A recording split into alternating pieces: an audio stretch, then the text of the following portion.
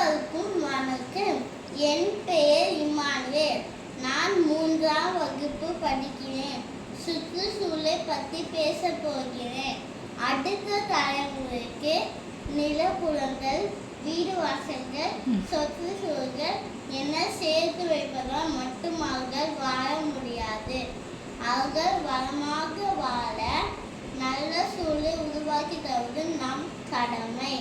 நமக்கு வேண்டும், நமக்கு பிறகும் இந்த பூமி வேண்டும் என்று யாரும் சிந்திப்பதில்லை. ஆம், அதன் விளைவே நடந்தால் நச்சு காற்றால் மூச்சை முட்டுகிறது, குடித்தால் கலங்கள் நீர் வயிற்று கிடக்கிறது, படுத்தால் வீட்டின் வெப்பம் தகிக்க வைக்கிறது.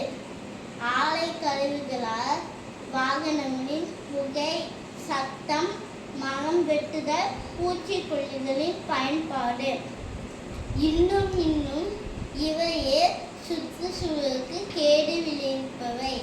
எனவே குறைந்த தூரத்துக்கு நடந்தோ சைக்கிளிலோ செல்லலாம். நமது பிறந்த நாளுக்கு இனிப்பு வாங்குவதற்கு பதிலாக ஒரு மரக்கன்றை நடுவோம்.